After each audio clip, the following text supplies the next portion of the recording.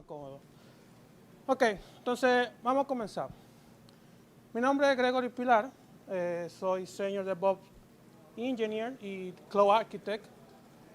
Como Cloud Architect en Azure tengo como 7 años de experiencia y como DevOps desde el 2014 en ese mundo.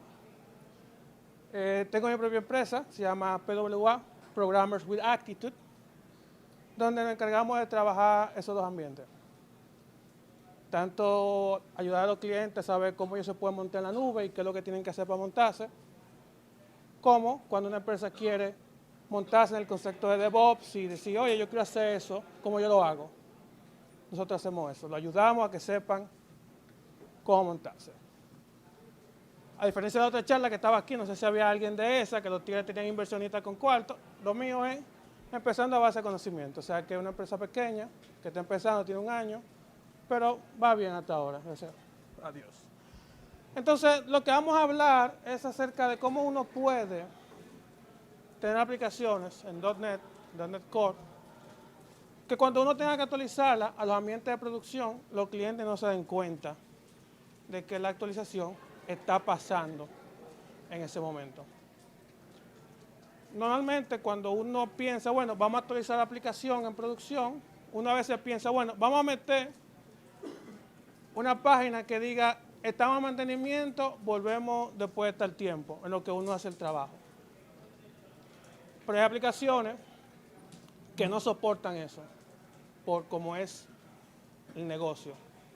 Por ejemplo, voy a hablar de algunos puntos que tuvimos que implementar en un cliente, donde ellos tienen una aplicación crítica, la principal aplicación de la empresa, que tiene que operar 24/7. Porque el negocio opera 24/7 y no pueden decir, vamos a detenernos porque vamos a utilizar la aplicación, porque eso detiene y pone en cola muchos clientes que ellos tienen que necesitan la aplicación. Porque simplemente una aplicación que maneja, por así decirlo, el flujo de petróleo y de gas en Estados Unidos, desde que se extrae hasta los almacenes, el procesamiento y todo, y esa compañía ofrece esos servicios de transportar eso por esos oleoductos. Entonces ellos no pueden pararse, porque si ellos se paran, los clientes se retrasan y todo eso se retrasa. Y como Estados Unidos es un país que funciona en gasolina, siempre debe estar eso funcionando 24/7. Entonces lo que vamos a hacer es hacer un recorrido de algunos puntos a tener en cuenta para lograrlo. Y le voy a ser francos, el título de la charla es mentira. Realmente nadie puede hacer que una aplicación nunca se caiga si se está actualizando. Si usted ha desarrollado alguna aplicación en algún punto, usted sabe que si usted le toca un archivo, si usted le borra algo, se cae, falla, da errores. Por lo que el título en sí es mentira. Pero hay trucos de cámara, hay magia que nos permite hacer que la gente crea que la aplicación nunca estuvo abajo. Incluso los usuarios utilizándola. O sea, mientras los usuarios están utilizándola, haciendo transacciones, trabajando, eso puede ir corriendo. Entonces, básicamente, los puntos principales que vamos a estar tratando es acerca de cómo podemos hacer que nuestra aplicación siempre esté disponible. Concepto de backup y restore de nuestra aplicación. El concepto de continuous integration y continuous deployment, cómo funciona, algunos puntos a tener en cuenta para poder lograr esos objetivos, que son deployment slot, entity framework core migrations on production y feature flags en nuestros aplicativos. Entonces, bueno, ya hablé un poco de eso, pero vamos a hablar algo de disponibilidad. Cuando tratamos el concepto de disponibilidad, decimos, bueno, mi aplicación está disponible o los usuarios pueden acceder a mi aplicación X porcentaje de tiempo, un 99%, un 95% o un 90%, porque el otro 10% es un 10% que yo tengo que dedicar a labores de mantenimiento, correcciones, chequeo, actualizaciones y tengo que sacar mi aplicativo. Normalmente eso es lo que uno obtiene, lo que uno ve en general en el mercado, en cualquier tipo de aplicativo. Pero como uno hace que nuestra aplicación realmente esté disponible un 99.9% del tiempo. Y es con el concepto de alta disponibilidad, como se conoce. Y el concepto de alta disponibilidad no es más que, de alguna forma u otra, yo tener mi aplicación corriendo en diferentes partes o en diferentes servidores o en diferentes nodos, en diferentes locaciones, desde un mismo punto donde los usuarios acceden, y yo tengo una capa entre el acceso que los usuarios hacen hacia donde está la aplicación corriendo, que dirige a los usuarios. O está corriendo en esta parte, o está corriendo en este servidor, o en el 1 o en el 2. Y eso se conoce a nivel técnico como balanceador de carga. Un load balancer lo que hace es eso. Él toma un request que un usuario entra. Por ejemplo, cuando ustedes entran a google.com, facebook.com, cualquier tipo de aplicativo, normalmente ustedes no golpean o no acceden a un servidor o la locación donde están, sino que ustedes acceden hacia un balanceador de carga. Y ese balanceador de carga lo que va a hacer, ok, este sujeto quiere entrar a este recurso X, entonces yo tengo que llevar a esa persona a tal recurso X. Entonces, el balanceador de carga, ¿qué hace? Tiene diferentes teorías, diferentes formas de funcionamiento, pero la forma más básica, él dice, ok, normalmente todos los usuarios van a ir a consumir la aplicación que está en el servidor 1. Ahora, cuando el servidor 1 está sobrecargado, hay muchos procesos, hay muchos usuarios, entonces yo de manera automática cuando venga un usuario, entonces lo voy a mandar al servidor 2. Y así sucesivamente. El balanceador de carga se encarga de eso, de hacer ese equilibrio entre una cosa y la otra para que los usuarios siempre puedan acceder a los recursos y la aplicación siempre se mantenga. Ese es el escenario más básico, tener un servidor, 2 servidores o 3 servidores. Hay casos tan complejos donde pueden haber 100 servidores, 200 servidores, corriendo el mismo aplicativo detrás de un balanceador de carga para hacer ese mismo juego. Entonces, ahí es que entra el primer concepto a tener en cuenta para que nuestra aplicación realmente nunca se caiga para los usuarios.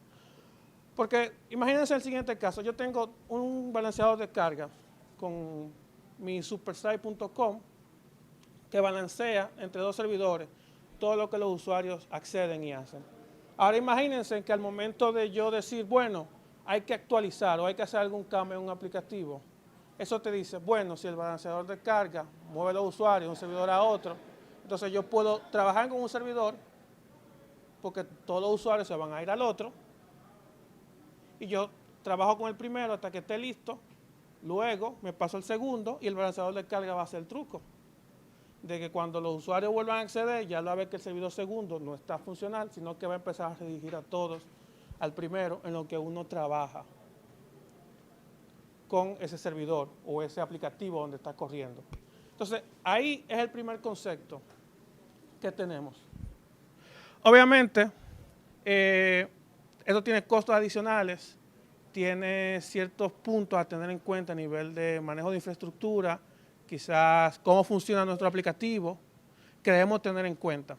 Y más si lo estamos poniendo a correr en un ambiente cloud como tal. Por ejemplo, si lo vamos a correr en un ambiente cloud como Azure y vamos a tener ese concepto de alta disponibilidad, donde van a haber varios websites o varias máquinas virtuales disponibles para nuestro aplicativo, obviamente cada máquina virtual corriendo es un dinero adicional que se necesita consumir para poder lograrlo. Pero si nuestro negocio es crítico y necesitamos realmente tener un 100% de disponibilidad, puede que sea el primer recurso al que vayamos. Entonces, luego de que uno tiene eso, uno dice, bueno, ya resolví en la situación, ya tengo manera de cómo poner mi aplicativo a que esté siempre disponible. Pero eso no es todo. Todos sabemos que las cosas cuando van a fallar, van a fallar. Y hay veces que uno dice que cuando las cosas van a fallar, se van a fallar de verdad para que suene. Y quizás lo que tiene algún tiempo trabajando en tecnología le ha tocado tener que resolver un error el fin de semana o algo en la madrugada.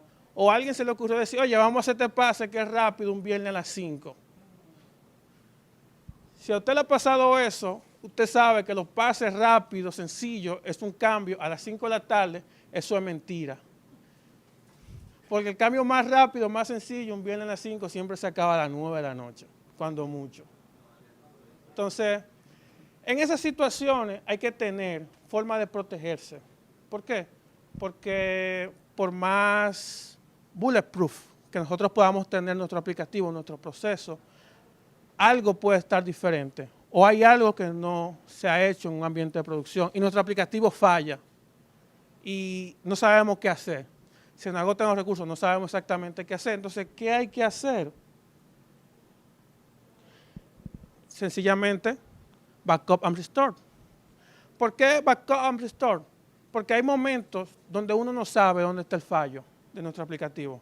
El aplicativo que está mal, el ambiente cambió, alguien cambió un password de un usuario y nadie sabe cuál es ese nuevo password.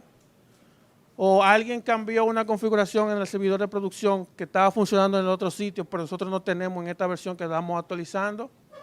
Eso pasa porque hay mucha gente trabajando en el departamento de informática y a alguien se le ocurrió cambiar algo en el sitio de producción y estaba funcionando, pero cuando fuimos a actualizar no teníamos ese cambio y falla. ¿Qué hacemos? Si todo el mundo quiere irse a dormir a su casa, simplemente retomar un backup de nuestro sitio o de nuestro aplicativo que hicimos antes de empezar el proceso de actualización para volver a poner eso hacia atrás. Y se lo digo por experiencia, muchas veces nosotros nos sentimos seguros de que lo que acabamos de hacer, que la nueva versión es sólida. Pasó toda la prueba unitaria, todos los cubanos están contentos, todas las revisiones están nítidas, todo el mundo está de acuerdo que hay que pasar esa versión nueva a producción. Pero algo pasa que falla. No se instala, un runtime error, un error de algo que no se ve, un puerto que está bloqueado en un sitio. Y eso hace un dolor de cabeza tremendo. Entonces, cuando eso pasa, por lo menos en nuestro país, la teoría es de que hay que traer todo el mundo a la empresa a las 2 de la mañana porque hay que resolver. Hay que empezar la madera. Mira, es que tú estás. Aquí hay un error y no sabemos qué hacer. Coge para acá. Porque hay que resolver. Entonces, todo el mundo tiene que levantarse y ir al sitio a resolver, a ver qué pasa para tratar de poner la nueva versión. Pero la realidad es que eso es demasiado tenso, demasiado tedioso y todo el mundo acaba incómodo y le tiene tirria al otro porque tú me llamaste a las 2 de la mañana para que yo fuera a resolver una cosa. Y ahí es que todo el mundo dice, coño. Entonces, cuando eso sucede, si uno tiene un backup de nuestro aplicativo, lo más cerca de antes de cuando empezamos a trabajar, no quiere funcionar. Tranquilo, mi hermano, ahí está el backup, vamos con el backup que estaba para atrás, listo, pan, está funcionando como estaba antes, hablamos el lunes. Ya, porque no hay que coger presión, como yo digo. Todo tiene que ser de una manera amigable. Porque si no funcionó, traer a todo el mundo a las 9 de la noche, a las 2 de la mañana, no va a hacer que se arregle. Puede que siga fallando el otro día. Entonces la mejor solución es, vamos a volver a la parte de atrás como estaba antes y resolvemos el lunes tranquilamente. Entonces, ¿cómo logramos eso? Teniendo un buen proceso de restauración de backup y de creación de backup. Normalmente, cuando uno hace un backup, uno piensa en, bueno, yo tengo lo que tengo ahí, lo copio y lo guardo en un sitio. Pero uno no piensa cómo yo puedo, de una manera rápida, en una emergencia, tomar lo que yo guardé y volverlo a poner como estaba antes. Eso hay que tomarlo en cuenta cuando hacemos esos procesos. Porque es muy sencillo copiar y pegar. Pero volver y pegar hacia atrás y configurarlo como estaba, puede que sea lo complejo. Y tener un buen proceso de backup que nos permita hacer eso, y un buen proceso de restauración armado y orquestado, para que pueda tomar lo que guardamos en un sitio, ponerlo donde estaba antes y volverlo a conectar, es algo que se debe de tener. Y es una buena práctica que se le debe dedicar tiempo a hacer. Porque, por ejemplo, cuando uno hace un backup de un aplicativo o uno coge un backup de los archivos que estaban en producción, normalmente uno no hace un backup, por ejemplo, con información sensitiva. Conexiones a base de datos, conexiones a servicios, claves encriptadas que se estaban utilizando. Eso normalmente uno no lo guarda en el backup, sino que se remueve para que pueda ser seguro guardar ese backup sin ningún riesgo de seguridad. Entonces, cuando uno trata de poner eso, uno tendría que tener algún proceso para poder restaurar eso. ¿Cómo uno lo hace? Hay herramientas automatizadas. Microsoft Azure ofrece una herramienta para hacer backup automático y restauramiento de backups automáticos. pero no es suficiente, sino que hay opciones adicionales. Lo vamos a ver más adelante cuando hablemos de un poco de PowerShell, cómo PowerShell puede ayudar a automatizar muchas de las cosas que hacemos a mano de una manera muy eficiente. Realmente PowerShell no es simplemente un lenguaje de scripting como tal, una versión avanzada del CMD y los comandos de DOS, sino que es realmente un lenguaje de administración súper poderoso. O sea, todo lo que uno puede hacer en Windows o en un ambiente de servidor, de configuración y demás, con PowerShell se puede automatizar al 100% y más. Porque PowerShell tiene accesibilidad a trabajar a nivel de línea de comando, a acceder a librerías de .NET, librerías externas, trabajar esos tipos de datos de objetos y realmente es súper poderoso. Otro punto a tener en cuenta al momento de hacer esto es que, no sé si han oído el concepto, bueno, Continuous Deployment, Continuous Integration. Yo tengo una herramienta que le permite a los desarrolladores cada vez que dan código o comiten código al repositorio principal, ese código se compila automáticamente, unos unit tests corren automáticamente, unas validaciones corren automáticamente. Y eso se conoce como Continuous Integration, poder automatizar eso de manera automática. ¿Por qué esto es bueno tenerlo? Porque si yo tengo Continuous Integration, yo puedo validar que todo lo que se está agregando al repositorio, por lo menos compila. Y eso me da cierta sensación que lo que está ahí tiene cierto nivel para decir, bueno, eso es bueno y es usable. Pero hay veces que cuando implementamos esto nos quedamos en eso, en lo básico. Tengo un Continuous Integration que nada más compila el código. Y como todo compila, asumo que todo está bien. Pero tener un buen Continuous Integration como tal conlleva ciertas cosas adicionales. Por ejemplo, al menos un Continuous Integration o un flujo de un Continuous Integration fiable que te da cierta seguridad, aparte de que tiene la compilación automática, yo agarro mi código, lo paso por un engine que lo compile y se compiló. Ahora debería haber ciertos pasos que me garanticen la funcionalidad. Por ejemplo, las pruebas automatizadas, las pruebas funcionales, las pruebas de UI, sea cual sea el framework que se utilice para hacer la parte visual del aplicativo. Tener algo que garantice que las reglas del negocio se siguen cumpliendo como tal. Si mi aplicativo tiene que ver con base de datos, pruebas de integración que yo pueda montar y automatizar para que esa aplicación funcione y me pueda demostrar, sí, mira, tu aplicación compila, funciona, las pruebas están bien y por lo menos todo el engranaje de ella está bueno. Porque la aplicación se conecta a la base de datos, hace login, hace consulta, corre un reporte, corre este proceso y corre lo siguiente. Y eso te da una mayor garantía. Normalmente, ¿por qué no se hace? ¿O por qué en muchos equipos de desarrollo no se llega hasta ese punto? Porque consumen tiempo.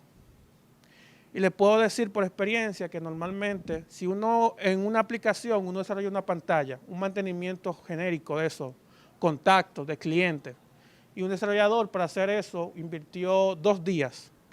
Ustedes pueden estar seguros que todo el proceso de prueba y armar la automatización de la prueba se puede tomar casi una semana en adicional para eso.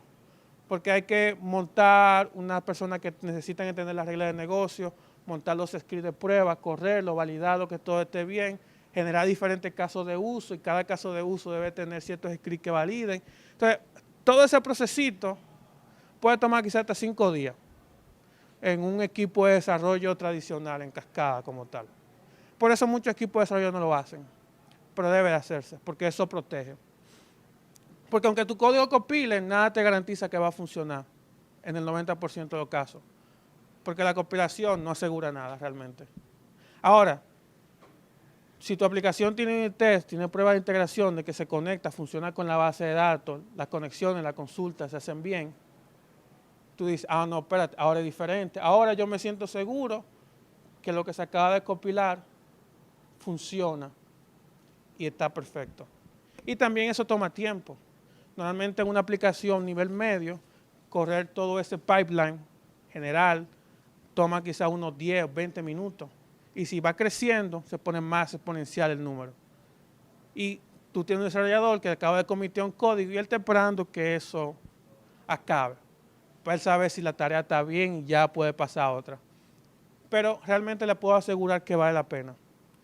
Vale la pena porque cuando uno empieza a ver que lo que está comiteado en el source code empieza a fallar o los unit tests están fallando porque compila y funciona bien, o hay una parte donde hacen un test de integración donde se publica, por ejemplo, a un servidor web para saber que corre un servidor web y está fallando, la gente se pone atenta a por qué fue lo que falló, por qué está pasando, que se cambió.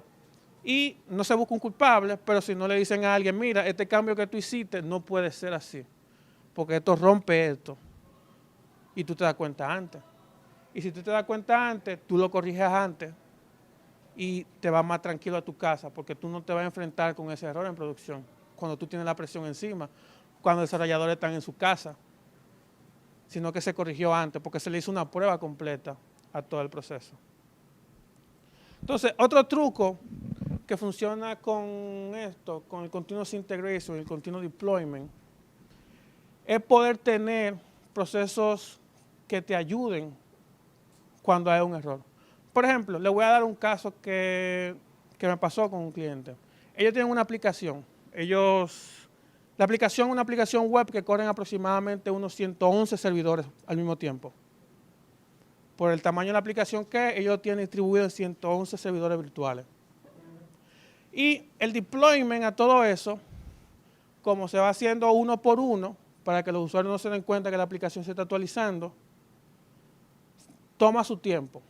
Y un update completo que actualice el código y actualice la base de datos, unos reportes de Reporting Center quizás, y otros servicios adicionales que están por ahí rodando. A veces eso se toma, el proceso completo, unas 4 a 6 horas aproximadamente, dependiendo de qué tanto esté cargado el sistema cuando esté pasando eso. Ahora imagínense que usted está a mitad del proceso. Ya usted lleva 2 horas, usted está chilling pensando que todo está bien. Pero de repente usted se empieza a dar cuenta que hay servidores que empiezan a fallar. Usted vio que el proceso falló en un servidor. Usted se pregunta, ¿cómo que falló en uno? Y usted dice, bueno, déjame revisar qué pasó en ese. Pero usted se da cuenta que empezó a fallar en otros y en otros. Entonces ya usted se asusta. ¿Y qué usted hace? Porque usted tiene la mitad de los servidores o quizás una parte parcial de los servidores donde el pipeline está funcionando. Y funcionó. Pero ustedes tienen otros servidores que todo está fallando y la aplicación no se actualiza y usted entra en pánico. Porque usted no sabe qué hacer. O forzo todito o tratamos de bregar como actualizamos los otros o borramos la versión anterior. ¿Y qué hacemos?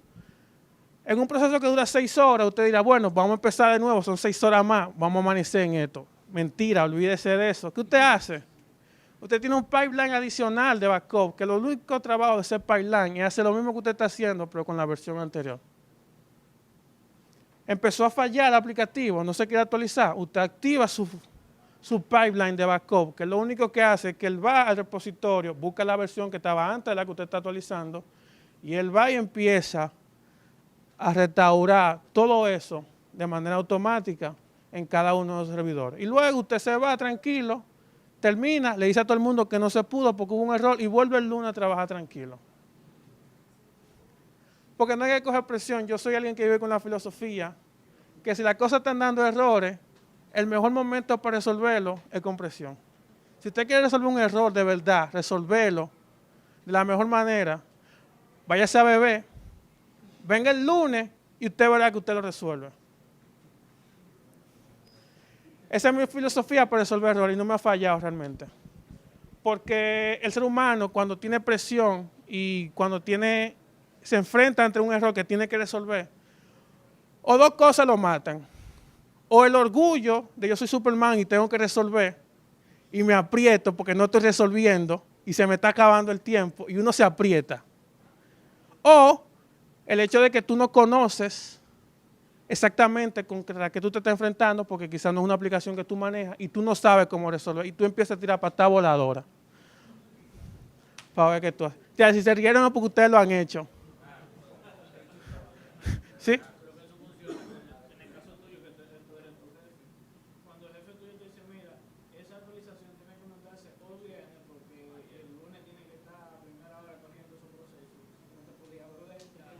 No, porque no, porque yo no soy mi propio jefe, pero si me quitan si me dejan de usar, no cobro. Es lo mismo. El jefe mío es otro.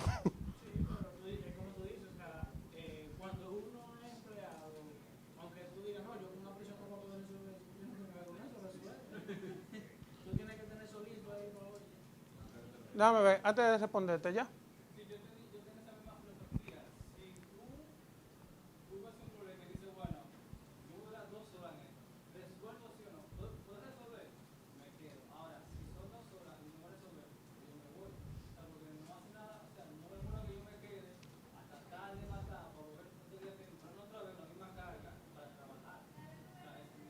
Exacto. Porque el cerebro se agota, se cansa, se mete en esa presión y usted no va a resolver nada. Porque le digo la verdad, si usted iba a poder resolver y usted sabe la causa del problema, usted lo resuelve en los primeros 3 intentos. Porque cuando usted ve un error, usted dice, o eso es esto, o esto, o esto, y punto. Y usted va una por una, y si no fue eso, olvídese que usted no lo va a resolver. Ya. Después de ahí, usted va a empezar, la cuarta, una patada voladora. Déjame ver. Sí. Exacto. Entonces uno empieza a comentar y a tirar patada voladora. Las patadas voladoras son bien si uno dice, si uno teoriza, si 2 más 2 son 4, más 2 son 6, entonces 2 por 3 tiene que ser lo mismo. Déjame tirar esa patada voladora. Porque uno tiene la teoría para poderlo hacer. Y eso te lo da la experiencia. Y tú tiras tu patada voladora en base a tu teoría y te puede funcionar. Pero si la primera no funcionó, ya tú empiezas a tirar patada voladora porque sí. Porque el problema está ahí adelante y hay que darle. Entonces, eso no funciona. Eso estresa, usted se agota, llega cansado, su esposa le echa un boche, la cena estaba fría, los hijos estaban esperando que usted llegara. Se duermen cómodos, quillados, se levanta el otro día con el mismo pique, cansado y con el mismo problema. Entonces usted decide. O usted llega a su casa temprano, se come una cena caliente, la esposa lo recibe bien, duerme tranquilo y el otro día va a resolver el problema. Porque el problema va a estar ahí.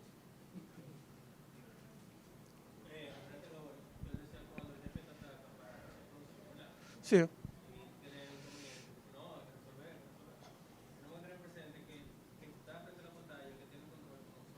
Claro.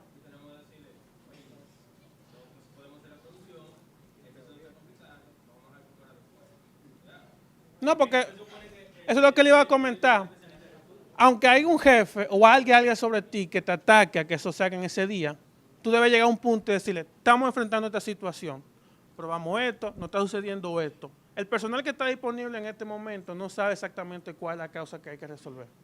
Así que lo que optamos es esta recomendación. Vamos a poner la versión que estaba antes o vamos a esto y volvemos mañana y trabajamos sobre eso. Quizás un ambiente donde podamos replicar y trabajarlo con calma. Porque al final, aunque el jefe te meta presión, pero si tú te le pones y tú le das opción y tú le das realidad de lo que está sucediendo, él lo va a apreciar. Porque está viendo que tiene un empleado o tiene a alguien que le está haciendo un favor, porque eso le afecta a él como jefe, sea dueño del negocio, eso le afecta a él, que no se haga o que se haga mal. Porque es peor para tu jefe que el jefe del jefe tuyo le pregunten que por qué al otro día no estaba funcionando las cosas y todo el mundo se quedó amaneciendo. Él lo van a interrogar con eso. Y lo único que él va a poder decir, bueno, estaba dando el rol y yo puse a los muchachos a trabajar. Pero ahora si tú le dices temprano, estamos enfrentando esta situación, las opciones que vemos son estas, las probamos y no funcionó, tenemos que investigar con más detalle. Él mañana, en otro día, cuando le pregunten que por qué no salió, él puede llevar eso y decirlo, mira, enfrentamos esta situación, pasó esto, probamos esto, pero no dio, pero hoy lo vamos a resolver tranquilo en un ambiente que podamos replicar.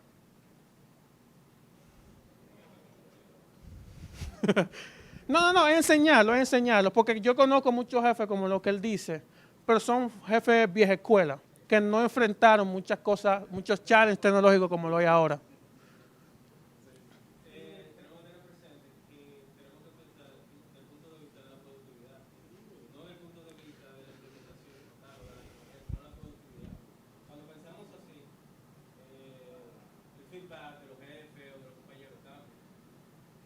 Exacto. Exacto, ¿sí? Entonces, lo que entiendo el punto de él, porque hay veces que, por ejemplo, si tú tienes que pagar la nómina en zona franca, es para un nuevo, porque el empleado quiere cobrar su dinero, o sea, no es igual para ahí. Entonces, si hay un problema, como él dice, hay que resolver esa noche, o sea, ese día. O sea, es una cuestión. Bueno, problema tuyo si tú no cogiste un proceso de nómina en la mañana temprano de prueba. Tú debiste correr la nómina temprano el miércoles para ver que estuviera bien el jueves. Porque tú la corres de prueba, mano. Los sistemas de nómina tienen eso. Tú corres una nómina de prueba para ver si estaba bien.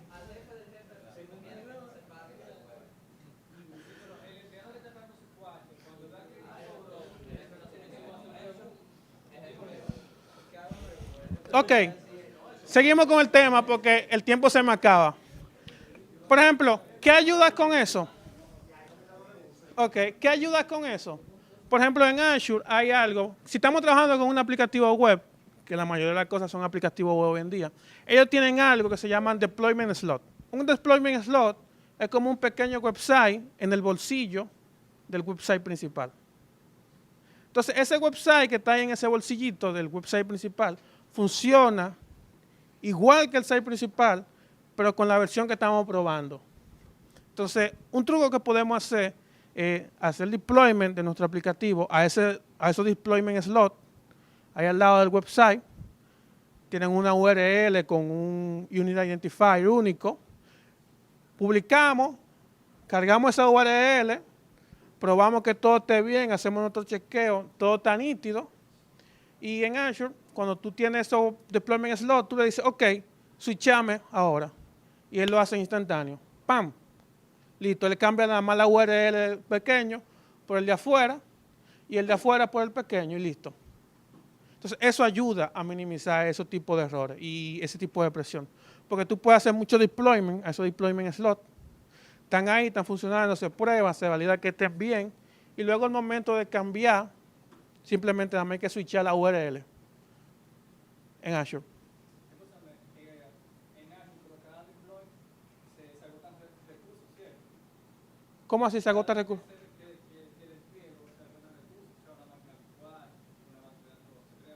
Es que cuando tú hablas de recursos, no sé si tú hablas de recursos monetarios o recursos de computing power. No, en este caso no, en los websites no. Si tú tienes un website que consume $100 al mes, ese website que consume $100 al mes, tú le haces tu deployment slot ahí al lado, eso no te afecta el costo, porque es como, por eso yo le digo bolsillito al sitio web, porque están ahí al lado. Entonces no te consumen, no es que tú tengas 2 deployment slots y ahora la factura son 150.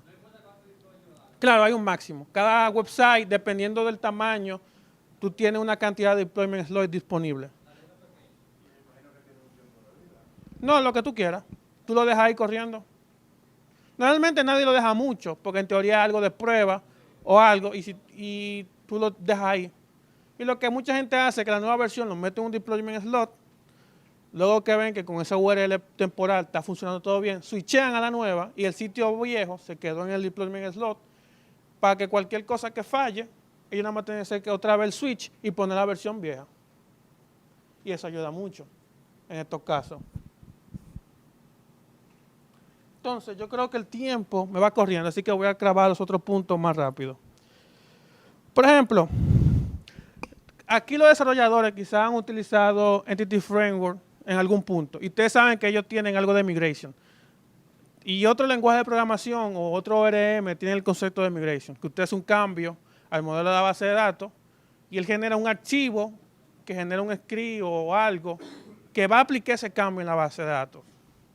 Usted sabe que normalmente cuando usted hace eso, eso va a ejecutar a 6 puntos. Si usted borra una tabla, borra una tabla. Si borra una columna, borra una columna. Si cambió un campo de datos por un tipo de otro, se cambió. Y eso corre. Cuando usted le dice eso a los jefes suyos, que vamos a utilizar esto en producción, todo el mundo dice, ¿cómo así? No, vamos a ponerle migration para que los cambios se vayan automáticos cuando la aplicación corra. ¿Cómo así? No. Porque todo el mundo tiene miedo a perder la data. Y es un dato real. Imagínense que alguien cometió un migration por error, borrando una tabla, o cambiando un tipo de dato que tenía un length de un máximo y el pana lo cambió por error a otro, a uno más pequeño. Usted sabe que la base de datos, cuando los datos se pierden, los datos se pierden. A menos que usted tenga un backup, o a menos que usted lo haya hecho ahí mismo y no le haya dado y lo haya hecho dentro de una transacción, lo que se perdió, se perdió. Y por eso muchas empresas no utilizan Entity Framework Migration para actualizar la base de datos de producción cuando hacen el deployment del aplicativo. Realmente, cuando ellos dicen, no, no lo vamos a hacer porque tenemos miedo, es real. El miedo es real, ha pasado. Desarrolladores que no son muy precavidos con el tipo de datos que están manejando porque quizás no conocen el negocio. Y ellos dicen, bueno, el campo de RNC es muy largo como de 10 porque se ve más en la pantalla, vamos a meterlo de 5. Mierda. Se fue en todito. Entonces, eso tiende a pasar porque ellos no conocen el negocio y no saben si ese campo está bien de 11 caracteres o de 25. O el campo de nombre o entidad legal es muy corto o es muy largo. Ellos a veces no saben si está bien o está mal, porque no conocen eso. Y eso puede pasar y es real. Entonces, ¿cómo uno le dice a alguien, bueno, vamos a utilizar Entity Framework Migration o algún mecanismo adicional de migration? Porque hay mecanismos fuera de eso que permiten automatizar eso. Se puede hacer. Y algo que ayuda mucho a poder utilizar migrations para producción es estandarizar los migration.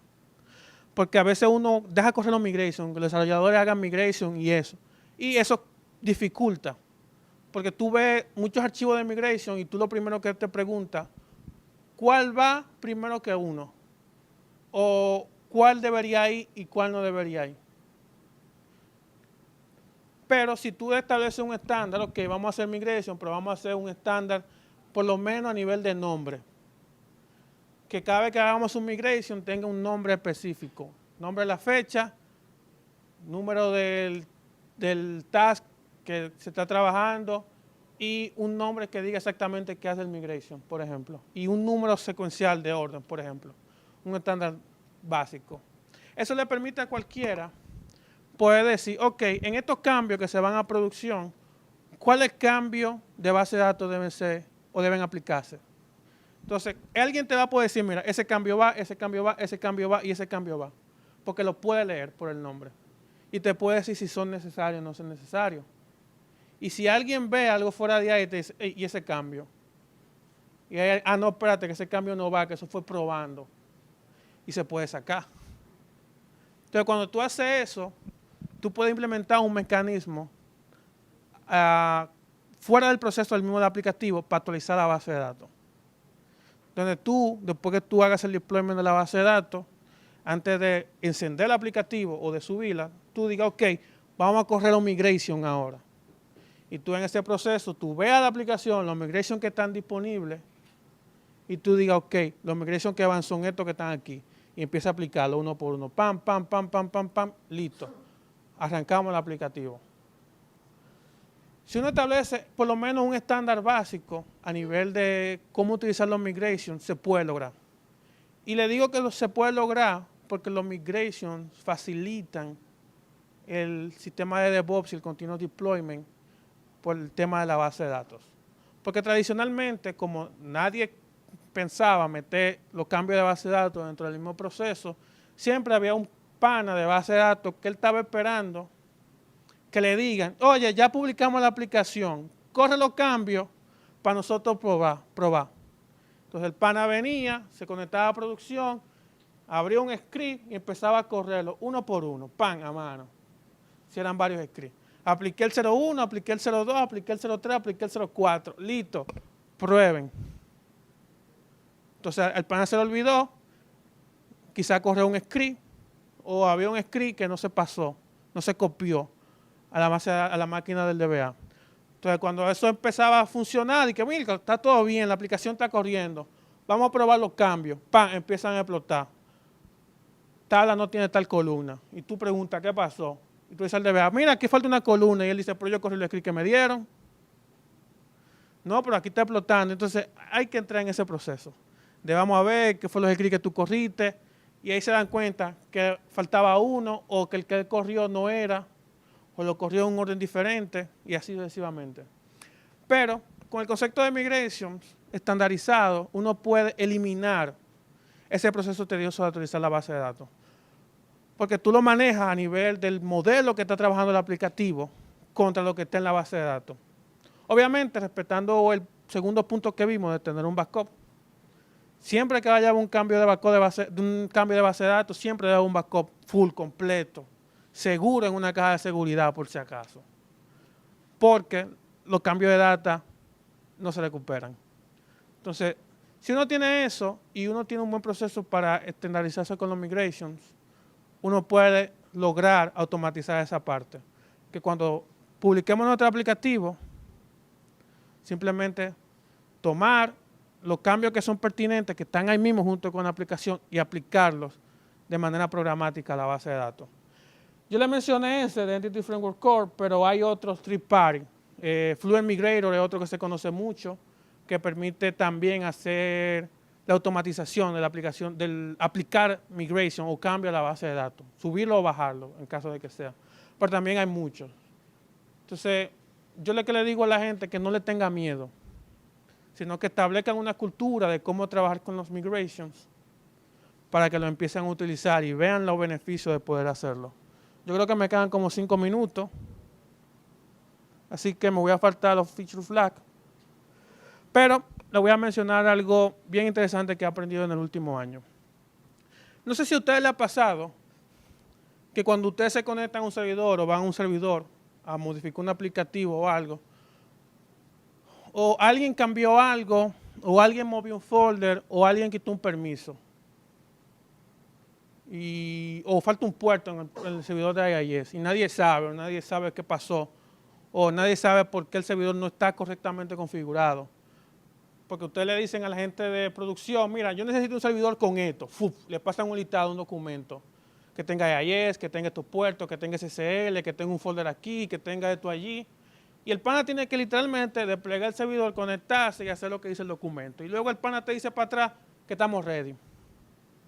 Y tú crees que están ready. Pero al momento de ya trabajar con el servidor, empiezan a faltar cosas. No, que mira, que faltaba un permiso, que donde voy a copiar el aplicativo no tengo permiso, necesito permiso. O se copió, pero el certificado SSL no está ahí, hay que ponerlo. O faltaba un puerto, una cosa así. O un feature, porque la aplicación es MVC y ayer no tiene el framework 4.5 instalado y no quiere subir. Hay que hacerlo. ¿Cómo uno automatiza la configuración de servidores? Por lo menos en Windows, que es que tiene la tecnología. Y Windows tiene algo que se llama Windows PowerShell Desired State Configuration, o DSC, Desired State Configuration, que no es más una tecnología que Microsoft implementó que te permite decir, mira, yo quiero que mis servidores tengan IIS, tengan estos features, estas cuentas de servicio, estos folders, estos permisos y estas configuraciones. Uno define ese archivo y se lo pasa a través de una función de PowerShell. Y el servidor literalmente empieza a autoconfigurarse. Él ve, ok, tú me pediste que tengo que tener IIS, tengo que tener este folder, tengo que tener este permiso, tengo que tener estos puertos abiertos. Él empieza a configurarse. Y cuando tú tienes eso depurado, tú aplicas tus nuevos servidores y le pasas tu CDC config a las funciones de PowerShell. Y él empieza a configurarse. ¿Qué tiene eso de bueno? Que si el servidor se desconfigura o alguien cambia algo, él dice, oye, estoy desconfigurado, y vuelve y se configura. Y si ustedes tienen que hacer eso en muchos servidores que son iguales para los mismos tipos de aplicativos, mencionando por ejemplo el caso del aplicativo de corre 112 servidores, tener 112 servidores hechos a mano es un lío. Pero como van a ser iguales y usted necesita estandarizar cómo los servidores deben de configurarse, utilizando esto, usted se olvida de eso. Porque usted lo hace la primera vez, corrige un poquito, quizá le faltó alguna cosa, lo agrega o lo elimina, pero ya usted tiene un archivo de configuración que lo único que usted hace es que le hacen un deploy del servidor en limpio, usted corre el CDC y él se configura con todo lo que usted necesita. Y ya usted está 100% seguro de que si el estado del Desired State Configuration es ready, el servidor está como se necesita y no hay que preguntar por más nada. Porque si hay algo que no está, él lo va a informar y se va a cambiar para que esté como debe ser. Y eso ayuda mucho. Y hablando del tema de PowerShell, hay una herramienta que se llama psake, que permite a nivel de trabajar con Visual Studio, automatizar muchas de las tareas que uno hace en Visual Studio a nivel de línea de comando. que a veces uno lo necesita, porque hay veces que cuando uno está trabajando en el tema de DevOps, el copiar un aplicativo a un servidor, ponerla a configurar que funcione, uno necesita ejecutar tareas, compilar, run, debug, publish, todo ese tipo de comandos de Visual Studio y demás, trabajar con soluciones a nivel de comando, con PSEC uno lo puede automatizar y más allá, porque uno puede agregarle tareas que hagan validaciones sobre el proyecto. Por ejemplo, en un caso, para los equipos desarrolladores, la solución principal del software tiene un Style Corp adjunto a cada uno de los proyectos que dicen cuál es el estándar de programación que debe de utilizarse. Pero hay veces que algún desarrollador, por algún motivo, lo saca del proyecto y se va y se queda así. Y como eso no hay forma de validarlo o de hacer una validación en un pipeline de que tenga su archivo ahí como tal, se puede pasar. Y más si tú tienes un equipo que tiene 110, 115 desarrolladores trabajando en un mismo proyecto. Si un tigre sacó de la solución ese archivo que valida la arquitectura del software, se pierde. Entonces, algo que tú puedes hacer con PSEC es hacer una tarea de automatización que chequee los archivos del solution, todo lo que están ahí, y chequee si ese archivo está referenciado. Y si no está, él lo agrega. Y cosas así. Tú quieres trabajar con los archivos de configuración de los aplicativos y demás, hacer configuraciones adicionales dependiendo de parámetros que vengan del pipeline, tú lo puedes automatizar con eso de una manera de scripting sobre PowerShell. Y ayuda mucho a automatizar muchos pasos que uno debería hacer manuales a veces cuando uno está haciendo esto. Luego por ahí yo tengo ya un grupo de referencia que hablan de muchas de cómo se hacen a mano o de todas las herramientas que puedan ayudar a uno a hacer este tipo de cosas. Obviamente todo orientado a Microsoft Azure. Por ejemplo, cómo tener alta disponibilidad en nuestro aplicativo web o tener alta disponibilidad en máquinas virtuales, cómo manejarla, cómo manejar los backups, alta disponibilidad y cumplimiento de SLA para cuando el mismo Microsoft actualice una máquina virtual y demás. Y ya con eso, si tienen preguntas o dudas, estoy por aquí porque ya se me acabó el tiempo. Me quedan 40 segundos. Referente al unit test que mencionabas que, o no sé si tú lo sabes, pero escuché como que decían que se toma su tiempo, ¿verdad? Cuando está dando unit test. Eh, para mí, considero que se toma menos tiempo, o sea, en las pruebas, o sea, en el desarrollo de las pruebas, tú haces tus pruebas, desarrollo, que básicamente solamente programar. ¿Qué porcentaje de recomendación tú nos dices a nosotros que somos Unitest? Porque, por ejemplo, conozco personas, y yo me incluyo, antes de empezar a usar Unitest, que lo vean complicado y invertir tiempo en algo innecesario. ¿Me da a entender? Sí, te entiendo. No, mira, todo va a depender, porque hay dos personas que se involucran en la parte de pruebas unitarias. Está la prueba de unitaria que tú como desarrollador haces. Tú creas una nueva función, un nuevo método. Tú vas y en el proyecto de unit test, tú creas tu unit test y creas ciertos escenarios para cuando debe funcionar en un caso 1, en un caso 2, en un caso 3.